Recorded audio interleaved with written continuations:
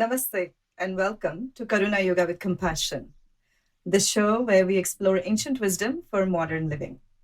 I'm your host, Kiran, and last week we began an incredible conversation with our guest, Adarsh, a respected yoga teacher, and we dove deep into the concept of Abhyasa, the dedicated, consistent practice that forms the foundation of a disciplined life. Today, we are building on that foundation. We're going to explore its equally important partner, Vairagya. Together, they form the key to inner peace as outlined in the Yoga Sutras of Patanjali. The specific sutra states that Abhyasa Vairagyam Tan Nirodha, or practice and non attachment, are the means to calm the fluctuations of the mind. If you'd like to join in on this conversation and share your thoughts or perspectives, you can call us at 1-877-265-5992. That's 1-877-265-5992. Joining us again is Adarsh. Welcome back, Adarsh. Thank you so much, Kiran. To begin our conversation today, I'd like you to share a bit more in detail about your upcoming trip to Bay Area. Yes, I will be there in September, and I will be teaching at your studio, Karuna. And I'm looking forward to sharing with some of the students and teachers there in the Bay Area. That's super cool. And the dates and the information and the details for the workshops are all on our website, is yogawithk.com. We are giving out free passes for the callers today. If anybody's listening and want to call in and experience the outstanding teaching of our teacher, Adarsh, in one of the weekends of September, please reach out or call in and we can give out the passes. So, Adarsh, last week you helped us understand the power of the consistent effort that we put in. This week, let's tackle Vairagya. For many, this word Vairagya, it actually sounds like giving up or detachment. How do you define it in a way that will resonate with our modern lives today? Well, when we talk about the Abhyasa and Vairagya, this is really the twofold path of yoga, right? And it summarizes the entire yoga philosophy. You mentioned Nirodha, so this idea of stopping, let's say, the turning of the mind, or just arriving at that state of yoga, that state of meditation that you want to be. So you need that constant effort and constant practice, whatever that is. And Yoga Sutra is quite open-minded about what practice might be. For us guys, it might be asana practice. But you're doing that thing and you do have some, let's say, seed of attachment. You do have some goal, but at the same time, you're able to let go of that goal and just enjoy the game, right? Just enjoy the practice itself. That's, so you're basically, it's a good distinction because I'm thinking it's not about being apathetic, but the freedom from the outcome, really. Yeah. And enjoy the journey that we are in, the present moment, in other words. Enjoy the efforts that you're putting in and let it be true. After the right. Yeah, right. I don't know if you ever saw the TED Talk, Angela Duckworth, I believe, about grit. And that to me was just sort of this twofold thing. It's you do the work and you have some idea of an outcome, but at the same time, you do the work because it's what you do. And it's not even an effort thing. It's just, you're trained yourself toward that practice. I think completely makes sense with TED Talk thinking. That's right. And there's a book with the same title as well, which is also a good read for the listeners if they want to find something to read quick and easy. Moving on, how do we find most attached? How do we apply that when we are most attached to our daily things like phone or a meeting outcome at work, or the year is coming around the corner and everyone I know, at least in my workplace and all, we are all gearing up for those year-end conversations, performance conversations. And how do we, on one hand, you want to be there speaking about these things, or will you wake up and look at your phone the first thing in the morning and you have this ritual, and then you have this Vairagya where we are saying, get away from all those things? How do we apply that to these Now, little things, daily is things? this specifically work or doom scrolling or all of the above? All of the above, if we may. Yeah. Yeah. Well, I think we all know that you have to be able to step outside of that thing. Right.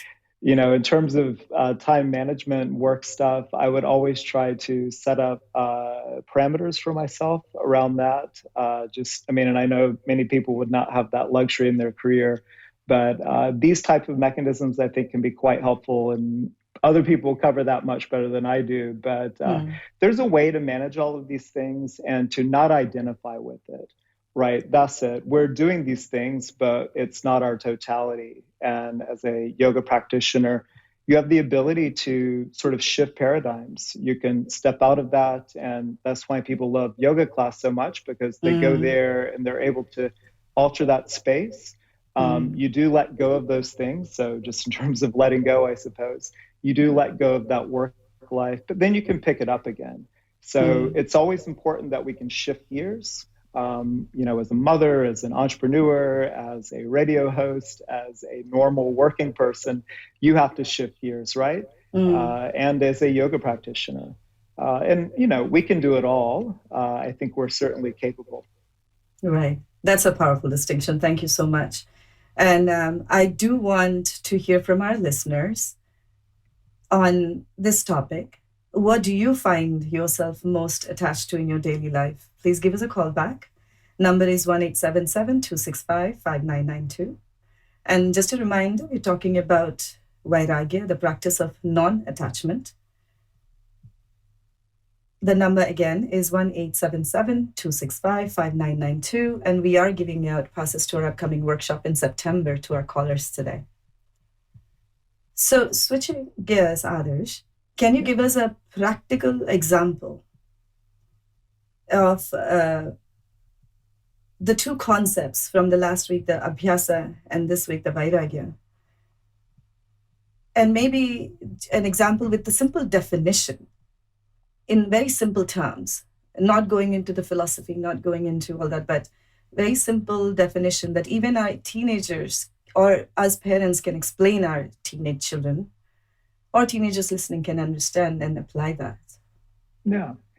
Well, with my teenage kids, I try to discuss everything in terms of what they're familiar with. So games, I think, are a great analogy for all of this. So school, for example, my son, like a lot of boys, doesn't enjoy school. And let's face it, it's super boring. Why would you want to be there? So we treat school like a game. So this is the work, this is the Abhayasa that you have to do. And then you're letting go of those outcomes. You have to do all of the work. You have to go through all of the levels to get to what your goal would be, like finishing school or then moving on to the program that you choose, right? So whatever those next goals are. So that's how I discuss this with my kids. This has nothing to do with yoga, but it's the same principle applied, that we're trying to get through those levels, getting through those stages. There is some seed of attachment for sure, but we don't let go of that right away. We let go of distractions. We let go of ego and identity with those things. It doesn't have to define, like my son. The school should not define him, just like the football club should not define him. That's a part of what he's doing. That's his shifting gears and changing roles and so on. And you should do that with a full attention. Treat it seriously. Treat it like you're Zen, right? Treat it like something that is meaningful. But at the same time, ultimately, we have to disidentify, I guess, with what that thing is.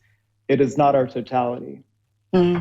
I see this even in a couple of my friends whose kids are leaving for college, and suddenly they are trying to create a new identity. They are no longer needed as parents and on a day-to-day basis and all, and they're quote unquote empty nesters. And suddenly the search for identity comes in. And it's very relatable at every age. That's right. Yeah, I hear you. Yeah, I think about that quite a bit as my, kids get older as well. And, I think I'm lucky in the sense that I was never identified only as a parent. for whatever reason. Right. But I think that helps as we shift gears. But let's face it, kids still, what a huge attachment, right? That's right. So, That's right. but I always remembered that I'm not living my life through them, that they are individual, persons. And yeah, we seem to work it out pretty well with that point of view. That's cool. So in Yoga Sutras, the Abhyasa and Vairagya are presented as pair. Why are they fundamentally linked? And is it possible to have one without the other, but also have a meaningful life and way around it? Well, I laugh a little bit because I would say in my world of Ashtanga yoga, which is great, there is a lot of hardcore practice, but almost like a sport, there can sometimes be an identity with that practice. You see yourself as that thing, and being hardcore is what it's all about. That's almost like Western society as a whole, right? Or maybe just modern society as a whole, very type A, so to speak. So Abhyasa will help to soften that quite a bit, because you're ultimately not doing it for yourself. It's for the greater good. As selfish as it seems to do yoga in the morning by yourself in a room for an hour and a half, you're actually doing it for the benefit of others as well as yourself, right? You're going to be a better person, and so on and so on. So these things have a ripple effect. Abhyasa is a good way of keeping things, I think, humble. Vairagya is a good way of keeping things humble. I think having a sense of humor really helps, not being so self-serious about it. I think you can take the material, the work, so to speak, very serious, but be careful not to take yourself too seriously. Yeah. So because the thing that I struggle with personally as well, and you called it out, type A ambitious, which most of people I hang out with are, which rubs into me, I feed off of it. And I'm sure people are also feeding off of me as well. Yeah, me too. Yeah. So how do we kind of keep going at the things we want to do? Because the way I don't think it is very black and white, where you're either going after the things you want or you're giving up and sitting down and saying, I'm content. There's something in between. You can still be content and yet be desiring to do a lot more things. For example, I am running a yoga studio. I have a full-time job. I have 2 children. I am doing my PhD. And we're talking here for this. We will have to research and do all that stuff in the background. And there's many more ideas flowing to do more. So how do we distinguish, or even how do we draw a fine line between this desire to do many things versus also being content with what we're doing and where we are at? Well, there are people out there being content on your behalf. So they are doing the work that you cannot do, and vice versa. And I think that is totally fine. And the truth is that there will be individuals such as yourself, rare individuals, who can do so many things at a high level. And God bless you for it. And you'll do these things until those desires fade away. This seems to be the nature of it. So, I think that's about right. And I think there's a version of doing it that is contributing to the greater good, and that is your karma. So that's what you're doing there. And then there's a version of it that is taking away. So don't be that person. Right. Don't be the one who is dividing or taking away. But if you're adding to and multiplying, then I think the math is in your favor. That's a beautiful way to look at it. Thank you so much. I like the call out for karma, duty. Yes. So again, a reminder for our listeners, we are taking calls, and you can have a conversation with Adarsh or just jump in and add your perspective. We are happy to hear. The number is 1-877-265-5992. I repeat, 1-877-265-5992. And just a reminder again, There are a couple of workshops upcoming in Karuna-Yoga with Compassion in Pleasanton Studio, and we are giving out passes for the same. So coming back to another question for you, Adarsh, the practical application. Do you have a personal story or an example from your life where Abhyasa helped with cultivating the Vairagya? Certainly. I think, just relating back to yoga practice, this is something that, probably many of our listeners can identify with, but yoga will present us with these obstacles very quickly, called I can't do that pose. And I was very lucky as a young person, even though I was fairly athletic, like a lot of young men coming into yoga, I was pretty stiff. So pretty quickly, I was humbled knowing that I was always the worst in the class, especially in the beginning.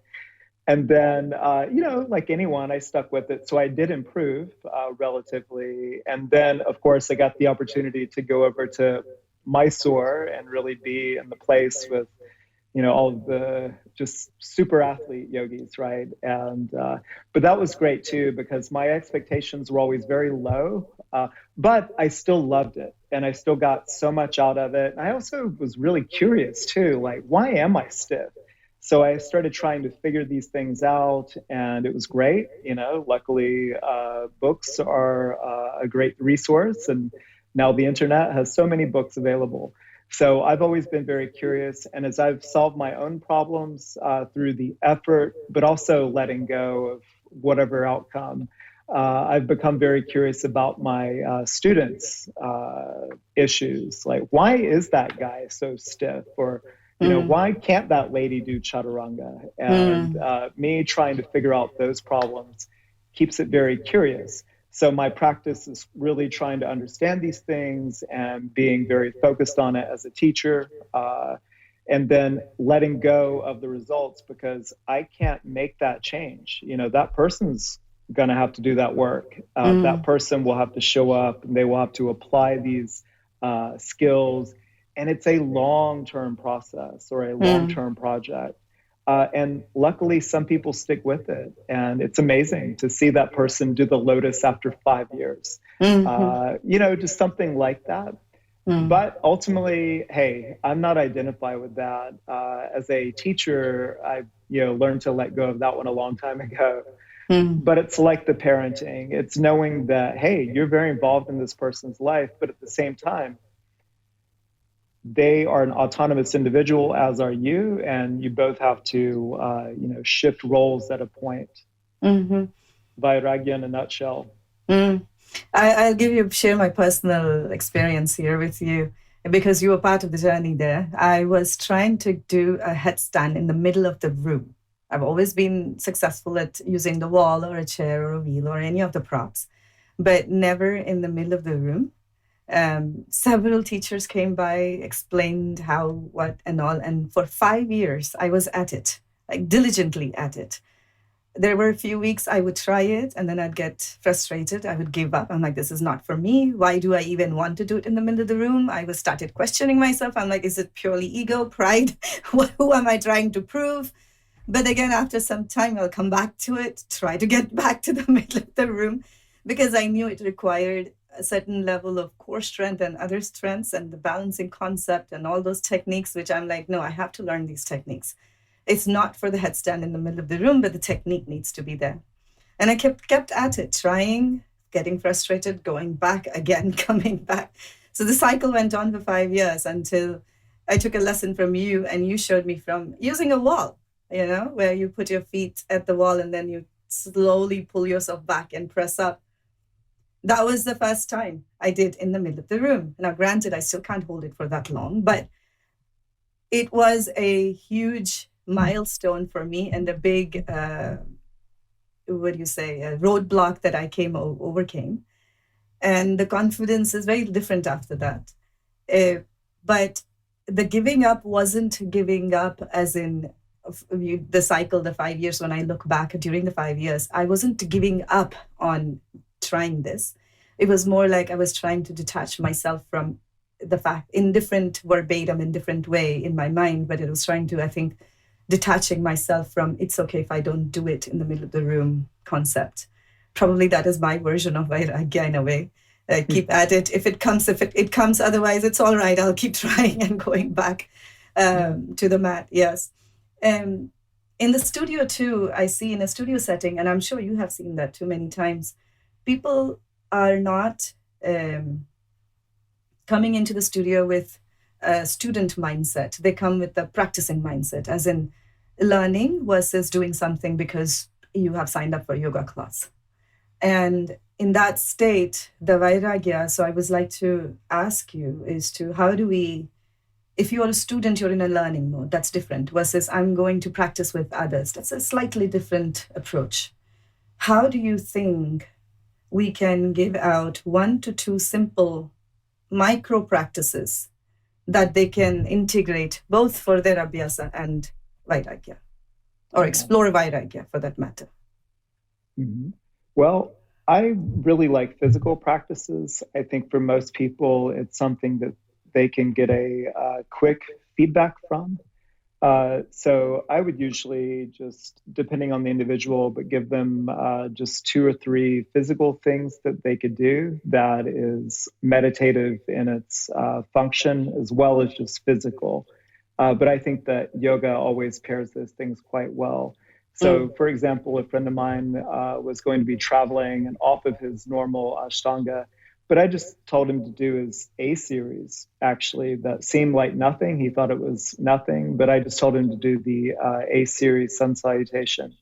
And he came back after his trip and he was like, wow, that was amazing.